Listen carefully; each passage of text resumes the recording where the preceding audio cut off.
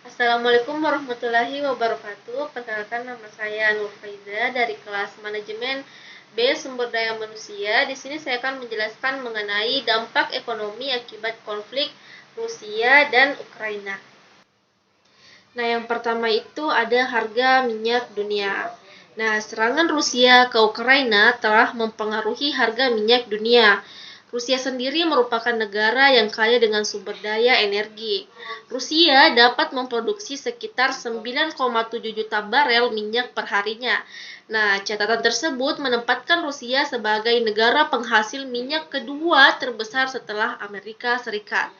JP Morgan memperingatkan bahwa jika ada aliran minyak Rusia yang terganggu oleh krisis, maka harga minyak bisa dengan mudah melonjak menjadi 120 US dollar per barelnya. Jika ekspor minyak dari Rusia berkurang setengahnya, harga minyak mentah akan melonjak hingga 150 US dollar per barelnya. Yang kedua yaitu ancaman inflasi. Ketegangan Rusia dengan Ukraina dapat membuat inflasi di beberapa negara memburuk. Nah, jika minyak naik menjadi lebih dari 100 US dollar per barel, tingkat inflasi di Amerika Serikat secara tahunan bisa naik hingga 10%. Harga minyak yang tinggi tentu akan dibebankan kepada perusahaan hingga konsumen.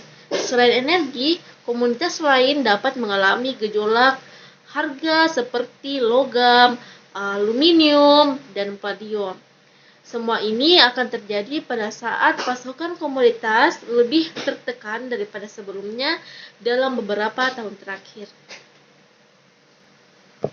Nah, berikutnya yang ketiga yaitu gejolak pasar saham. Nah, saat ini investor tengah fokus terhadap gejolak Rusia dan Ukraina. Tanda-tanda eskalasi perang membuat investor menahan transaksi di pasar saham. Investor berpotensi melakukan aksi jual besar-besaran. Pasalnya, kenaikan harga minyak dunia dan invasi karena aksi militer Rusia membuat investor khawatir dengan proses pemulihan ekonomi di dunia. Nah, ketidakstabilan pasar juga ini dapat merusak kepercayaan di antara konsumen dan pelaku bisnis. Nah, selanjutnya yang keempat yaitu ada pertumbuhan ekonomi yang melambat. Nah, konflik seperti invasi dan peperangan memang dapat mengganggu stabilitas politik dan pertumbuhan ekonomi. Hal ini dikhawatirkan dapat terjadi pada invasi yang dilakukan Rusia. Amerika Serikat sendiri khawatir ketegangan antara kedua negara dapat memperburuk pemulihan ekonomi negaranya, memperburuk invasi, dan meningkatkan ketidakpastian. Analisis mengemukakan apabila lonjakan harga minyak dunia menyentuh sekitar 110 US dollar per barel, maka akan mengurangi PDB Amerika Serikat sebesar 1%. Nah, memang tidak sedramatis dampaknya terhadap inflasi, tapi masih signifikan mengingat ekonomi Amerika Serikat belum sepenuhnya pulih akibat pandemi. Nah, berikutnya yang kelima yaitu kenaikan suku bunga. Nah, jika inflasi melonjak di atas 10%, tentunya The Fed akan mengendalikan harga dengan menaikkan suku bunga yang lebih cepat. Nah, kenaikan suku bunga yang akan datang dari The Fed akan meningkatkan biaya pinjaman bagi konsumen dalam segala hal. Beberapa contohnya seperti hipotek, pinjaman mobil, hingga kartu kredit.